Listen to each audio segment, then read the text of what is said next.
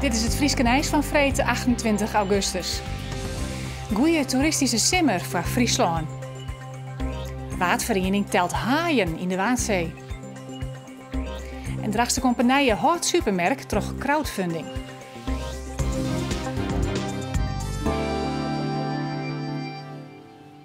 Goeie, welkom bij Joert. De toeristische sector in Friesland kan waarom zien op een goed seizoen. Na een koude en minder start in de maaitijd had het mooie waar in de Simmerman een soort goed maken. Dat blijkt uit informatie van de Recron, het Verbond van Recreatieondernemers. Ik de musea ben tevreden over de bezoekersaantallen. Het toeristenseizoen rint daar gewoon op een. Echte cijfers binnen nog net, maar toch is nu al wel duidelijk dat het een goed seizoen was voor de toeristische sector. Mij het weer heel dreig, het ging langzaam, het weer heel kort. Dus het had wel bij de meeste ondernemers een skoft worden voordat het echt lekker begon te draaien. Maar binnen eind augustus en waarom sjoggend, binnen de meeste ondernemers wel tevreden over het hele seizoen. Simmer had hun goed in. Ik de musea binnen maar de koude maaitijd en de wat wisselvallige simmer tevreden.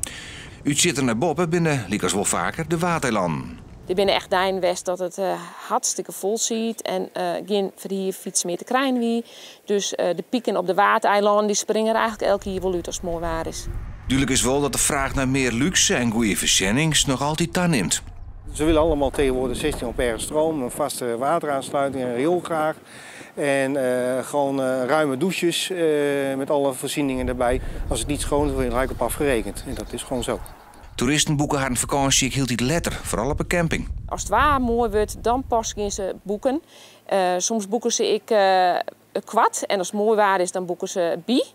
En als het dan regent, dan gaan ze naar huis. Dus het last minute is wel echt iets wat steeds meer naar voren komt. En het lijkt erop dat toeristen uit heel dit meer landen, Friesland, willen te vinden. Het is van ondernemers dat er wat meer Engelsen komen. Dat de Belgen wat vaker komen. En soms zie ik echt wel mensen uit Zwitserland en uit Italië. Maar dan moeten we echt even zien van hoe lijkt het dat nou echt als het hier al is. Want het binnen dan geloen die je her en der eens opvangen, maar die binnen net in statistieken omzet. Spannende dagen voor het personeel van de Ljouwerter Rugbank. Manje presenteert de Rie van de Rugspraak een huisvestingsplan. Dat instiert dat er zo'n rugbanken in ons land sluiten moeten. Een aantal andere rugbanken, like als Assen, blijft alleen nog iepen voor lietsere juridische zaken. De Ljouwerter Rugbank wordt net sletten, maar wat de verorings in Assen van Ljouwert budgetten is net duidelijk. Einvel in de jaar wordt bestuur van de rugbanken in Noord-Nederland al het kantoorpersoneel van Ljouwert naar Greens verhuizen. Dat plan is vanwege alle commotie eerst inlutsen. Hoeveel haaien zwemmen er in de Waadzee en waarom? De komende jaren wordt dat onderzocht door de Waardvereniging in gearwerking met garnalenviskers. De natuurorganisatie wil weten dat de populatie groeit. De viskers hebben heel iets vaker haaien in de netten zitten. Die krijgen een merkje en worden dan waarom zetten. We gaan op haaienjacht op de Waadzee. En het lijkt een slaggenhaaienjacht, want de eerste haai wordt hier opmetten.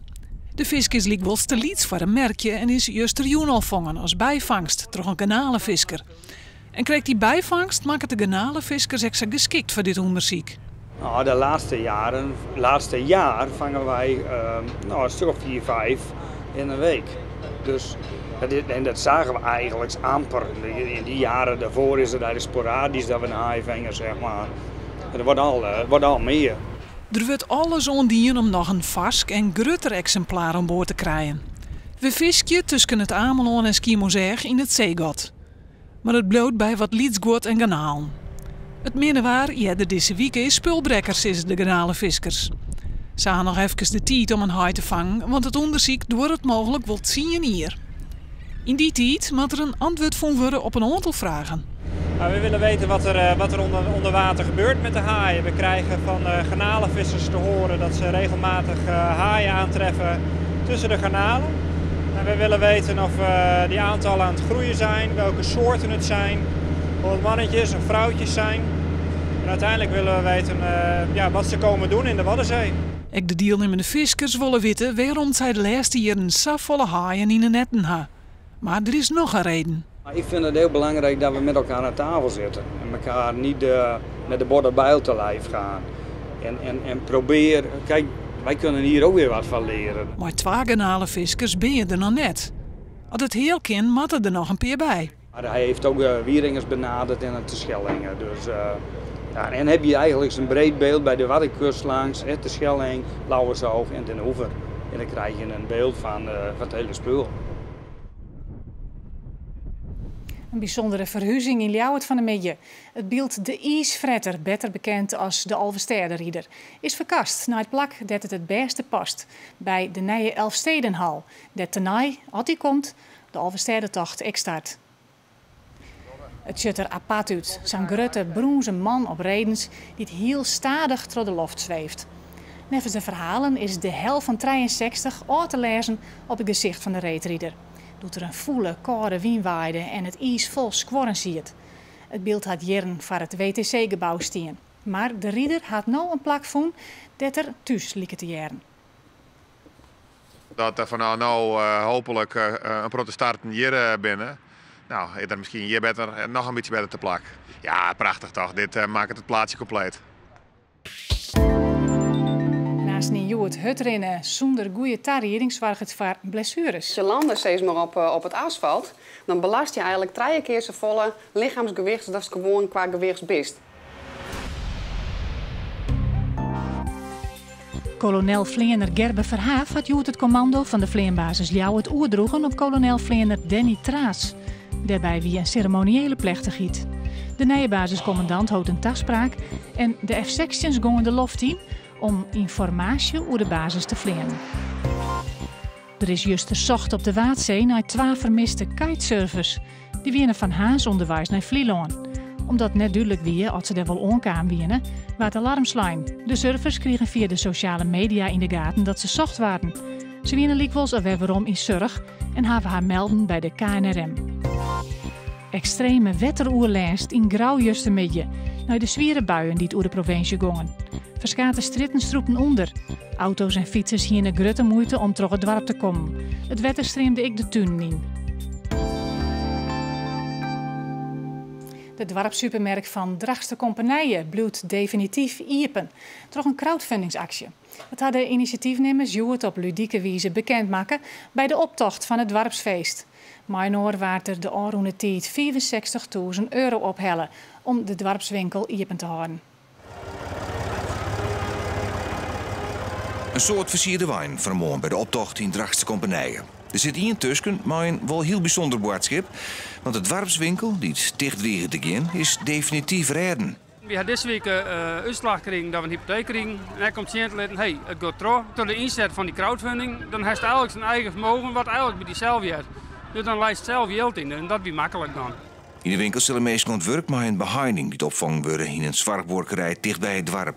Voor de nieuwe eigenaars wordt het draaiend houden van de winkel een uitdaging, maar daar hebben ze half vertrouwen in. Hele bruggen zijn van ja, hier moet altijd ook in, want we gaan zeker winkelen bij hem. En dus ja, dat maakt gewoon terug. De meesten vinden dat leuk, echt dat er is. Dus we willen er een koffiecenter in maken, dat er even koffie drinken kunnen, een beetje sociaal worden meer. Dus ja, dat leeft heel goed. Joerde de winkel even dicht, want er moet vanzelfs wel feest vierd worden. Houdt het Sci-Fi Festival om onder regels die het opline binnen de Rjochter. Het moderne Woodstock-achtige festival in de Groene Ster bij Ljouwert gaat de komende 4 dagen non-stop terug. Omwenners uit Ljouwert hier een kwart pleit onspant om het festival tjin te houden. Dat is net slagen, maar het lood moet wel wat zachter. De beats dreunen stevig op de eerste jong van het Sci-Fi Festival in Ljouwert. Maar boeten de stekken, daar is het zo goed als stil. En dat mat ik. De Rjochter bepaalde dat de volumeknop van het festival omleeg moet en de muziek eruit. Balen van gewoon festivalgongers. Ik vind het eigenlijk best wel jammer, want ik denk dat het meer niet gaat om het geluidniveau, maar meer omdat het zo lang dicht is en dat ze denken dat het alleen maar drugs om gaat met het festival. En het meer slechts pesterijen zijn. En ik denk, als je hier bent, valt het reuze mee. Maar de gemeente is streng. De controles zitten er heel een nacht boppen op naar de klachtenruim van Verline hier en de uitspraak van de Rjochter Verline Wieke. We werken dit jaar in de Groene Ster voor het eerst met een permanent geluidsmeetnet. Dat betekent dat we 24 uur per dag het geluid kunnen monitoren. We kunnen het ook op afstand aflezen. Wij monitoren, dus de gemeente, en de organisatie monitort zelf ook met een eigen geluidssysteem. De eerste nacht bleven de decibellen binnen de perken. En de sfeer op het festival, die liep het er ook net minder op te wemmen.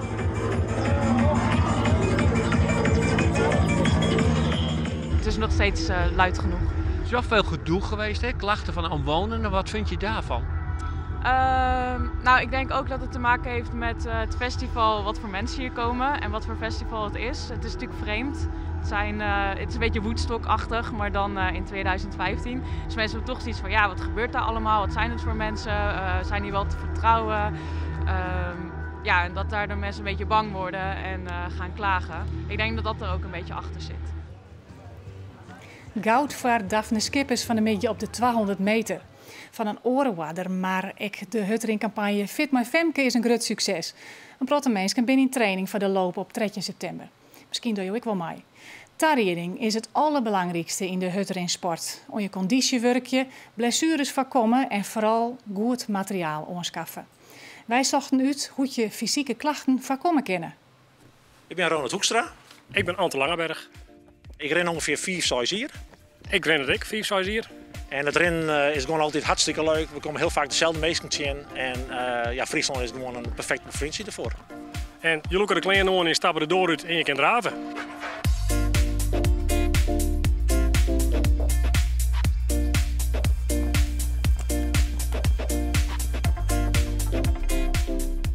Mijn naam is Harmet van der Meer, met 42 jaar. Ik ben oefentherapeut Cesar en body-mind-language coach hier in de praktijk in Friendship voor fysiotherapie en oefentherapie. Want het is natuurlijk heel laagdrempelig. Hè? Mensen kepen inderdaad gauw een paar spots kwam. En die ben net altijd heel goed voor die postuur. Bijvoorbeeld heeft het best wat zwidder, maar ze er oren gewonnen hebben. Maar mensen hebben ik de neiging om dan gelijk heel hut te gaan. Men denkt dan vaak van, nou, ik kan gelijk wel 5 kilometer rennen of hut draven. Maar dat valt dan in. En dan gaan ze gauw over hun grezen heen. En dat kan inderdaad blessures aan.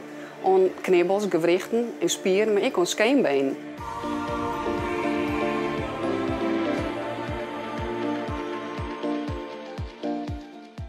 Als je landt steeds maar op het asfalt, dan belast je eigenlijk 3 keer zo volle lichaamsgewicht als gewoon qua gewichtsbest. Dus op die voeten die bestaan uit al die lietse botjes, maar ook op de knibbels en op enkelgewichten, dan landen ze eigenlijk gewoon op die voet en dan zakken ze eigenlijk een beetje terug. En daardoor is het werk belangrijk dat je goed ondersteuning hebt van die voeten, wielstand hard erin best, maar een goeie squat.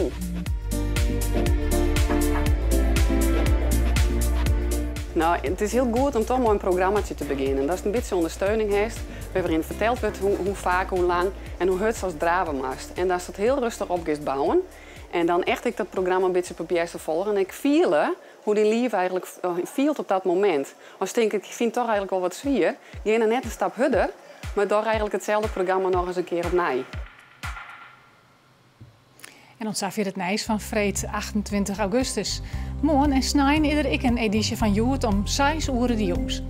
En via de keer terug op omroepfriesland.nl of op de Omroep app. Ik wens je een noffelijke joen en een mooi weekend.